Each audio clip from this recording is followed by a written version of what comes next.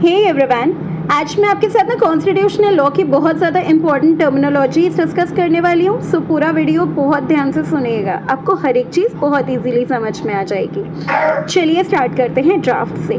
Draft क्या होता है?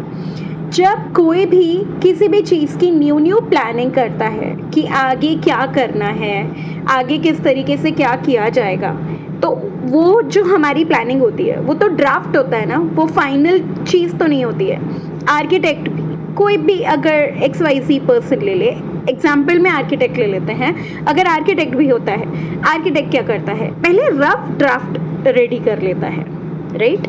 हमें भी अगर कोई प्रेजेंटेशन करनी है, अगर कहीं भी जाके प्रेजेंटेशन करनी है, तो फिर हम एक ड्राफ्ट रेडी कर लेते हैं, राइट? वो ड्राफ्ट अगर हम पार्लियामेंट के सेंस में, अगर हम लॉ के सेंस में देखें, तो सबसे पहले ड्राफ्ट रेडी किया जाता है। एंड ड्राफ्ट में देखा जाता है, जब हम ड्राफ्ट रेडी करते हैं ना, तो देखा जाता है कि कौन से एरिया में लॉ बनने की ज़रूरत है, कितनी ज़रूरत है, लॉ किस टाइप का बनना चाहिए, कैसा होना चाहिए, किस पर अप्लाई करना चाहिए, क्या पनिशमेंट्स होने चाहिए, हर एक चीज़ कंसिडर करने के बाद हम उसका ड्राफ्ट बनाते हैं, राइट? अब जब हमारा इनिशियल काम पूरा हो गया ड्राफ्ट बनाने का, उसके बाद क्या होता है? उस ड्राफ्ट को, अब वो ड्राफ्ट रेडी हो गया है कि हम उस ड्राफ्ट को पार्लियामेंट में प्रेजेंट कर पाए in front of both of the houses. वैसे जब हम ये ड्राफ्ट लेके पार्लियामेंट में जाते हैं ताकि हम दोनों हाउसेस के सामने उसको प्रेजेंट कर सके, उस स्टेज पे वो बिल बन जाता है। बिल की वैसे देखी जाए तो कोई भी पावर नहीं होती है until it becomes a law, right?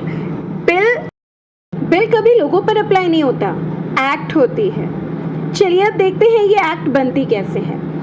वैसे पार्लियामेंट बहुत सारे बिल पास करता रहता है, आपने तो सुना ही होगा, पार्लियामेंट में ये बिल पास हो गया, पार्लियामेंट में वो बिल पास हो गया। पार्लियामेंट में बहुत सारे बिल पास करते हैं, लेकिन अल्टीमेटली लॉ मेकिंग अथॉरिटी किसकी है? लॉ मेकिंग पावर किसके पास होती है? अपने प्रेसिडेंट के पास, राइट?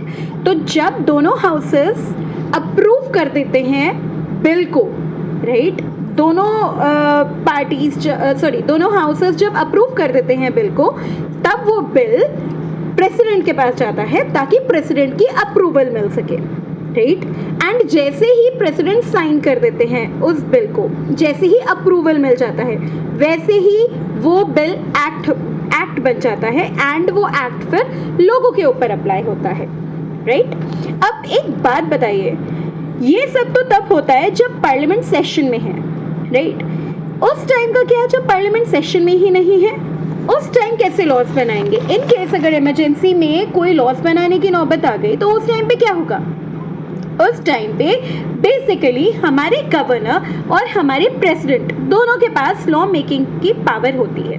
थोड़ी थोड़ी पावर उनको भी लॉ मेकिंग की दी हुई है।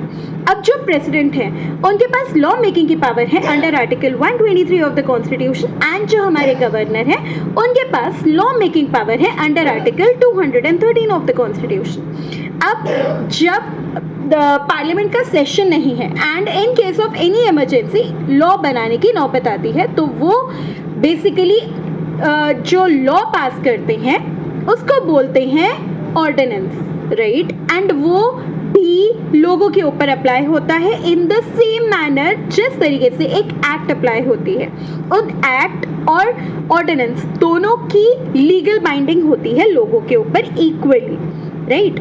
बट जैसे ही पार्लियामेंट दोबारा अपने सेशन में वापस आ जाता है, उस टाइम तक वो ऑर्डिनेंस एक्ट के तरीके से काम करता है, लेकिन once the parliament is back again, उस टाइम पर उस ऑर्डिनेंस को बिल के तरीके से होके गुजर के फिर लॉ बनना पड़ेगा, राइट? तो ये तो बात हो गई एक ड्राफ्ट की, एक बिल की और एक ऑर्डिनेंस की। अब मुझे ये बताइए कि आपको इसमें कोई डाउट है? अगर है तो प्लीज़ मुझे मैसेज करके या कमेंट सेक्शन में पूछ लीजिए, एंड अगर नहीं है तो हम कल फिर मिलेंगे एक न्यू कॉन्सेप्ट के साथ, एक न्यू इंटरेस्टिंग चीज़ के साथ। चलिए मिलते हैं कल। Till then take care, bye bye.